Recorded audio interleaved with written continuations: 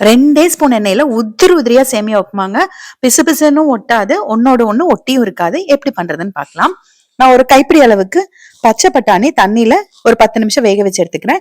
காய்கறி பாத்தீங்கன்னா carrot, beans, ஒரே ஒரு பெரிய வெங்காயம் பொடி பொடியா வெட்டியிருக்கேன்.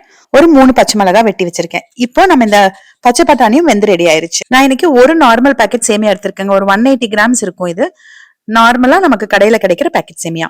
ஒரு கடாயில 1.5 லிட்டர் அளவுக்கு தண்ணி ஊத்திட்டு தண்ணி நல்லா கொதிக்க விட்டுருங்க. தண்ணியில நான் உப்போ எண்ணெயோ எதுவும் சேர்க்கல. தண்ணி நல்லா கொதிச்சதுக்கு அப்புறமா இந்த சேமியாவை உள்ள போட்டுட்டு ஒரு கொதி வந்ததுக்கு அப்புறமா கரெக்டா 2 நிமிஷம் வச்சு ஆஃப் பண்ணீங்க அப்படின்னா சேமியா சூப்பரா வெந்துடும். சேமியா போட்டதுக்கு அப்புறம் ஒரு கொதி வரும். கொதி வந்த நேரத்துல இருந்து 2 நிமிஷம். இப்ப 2 நிமிஷம் கழிச்சு அடுப்பு ஆஃப் பண்ணிக்கலாம். தண்ணியை சுத்தமா வடிச்சிடணும். ஒரு வடிகட்டுறதுல வடிகட்டி எடுத்துக்கிறேன். இந்த மாதிரி வடிகட்டாமையும் சேமியா உப்புமா பண்ணலாம். அது நான் ஏற்கனவே வீடியோ போட்டிருக்கேன். அதுல கொஞ்சம் எண்ணெய் அதிகமா நம்ம ஊத்துவோம். இதுல 2 ஸ்பூன் அளவுக்கு தான் நான் இப்ப ஊத்திருக்கேன். கடாயில கடுகு, கடலை பருப்பு, உளுந்து பருப்பு தாராளமா சேர்த்துக்கோங்க. வேணும்னா கொஞ்சம் முந்திரி பருப்பு சேர்த்துக்கோங்க. நான் ரொம்ப நேரம் அடுப்புல எண்ணெய் ஊத்தி வச்சதுனால அந்த இடத்துல கொஞ்சம் எல்லோவா வந்திருக்குங்க. அவ்வளவுதான், வேற எதுவும் இல்ல. பருப்பு வறுபட்டதுக்கு அப்புறமா நம்ம பச்சை மிளகாய் சேர்த்துக்கலாம். கட் பண்ணி வச்சிருக்க பெரிய வெங்காயம். காய்கறி எல்லாமே ஆப்ஷனல் தாங்க. நீங்க வெங்காயம் பச்சை மிளகாய் மட்டுமே சேர்த்து கூட இந்த உப்புமா பண்ணலாம்.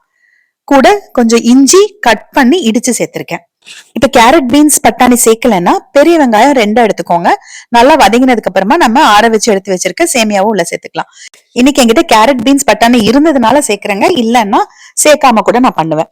இப்ப காய்கறி சேர்த்ததுக்கு அப்புறமா 1 நிமிஷம் வதக்கி விட்டுக்கோங்க. பட்டாணி எப்பவுமே வேகறதுக்கு லேட் ஆகும். அதனாலதான் 10 நிமிஷம் வேக வச்சுட்டு அதுக்கப்புறமா சேர்த்திருக்கேன். 1/4 ஸ்பூன் அளவுக்கு உப்பு இந்த காய் கலவா சேர்த்துட்டு கலந்துட்டு தண்ணி எதுவும் ஊத்த தேவையில்லை. அப்படியே சிம்ல வச்சு மூடி வச்சிடணும். கம்ப்ளீட்டா சிம்ல வச்சு மூடி வச்சிடணும். இப்ப நம்ம அந்த வடிகட்டுறதுல போட்ட சேமியா நல்லா தண்ணி வடிஞ்சிருக்கு. அதை ஒரு பிளேட்ல கொட்டி அப்படியே ஆற விட்டுக்கிறேன். தண்ணி வடிச்சு வச்சிருக்க சேமியாவை நீங்க உடனே கடாயில சேர்க்கிற மாதிரி இருந்ததுன்னா இந்த மாதிரி பிளேட்ல கொட்ட தேவையில்லைங்க.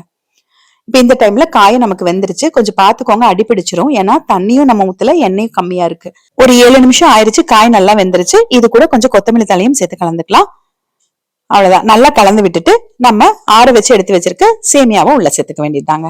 இப்ப இது ரொம்ப வெந்துருச்சுன்னா கூழ் மாதிரி ஆயிருங்க. அதனால கரெக்டா 2 நிமிஷம் வேக வச்சு எடுத்துக்கோங்க. இப்ப இது கூட ஒரு 3/4 ஸ்பூன் அளவுக்கு பொடி உப்பும் சேர்த்துட்டு கலந்துக்க வேண்டியதுதான். நம்ம அந்த சேமியால இருக்க ஸ்டார்ச் எல்லாம் நல்லா வடிகட்டிட்டதுனால உங்களுக்கு ஒன்னோட ஒண்ணு ஒட்டாதுங்க, பிசு பிசுன்னும் இருக்காது.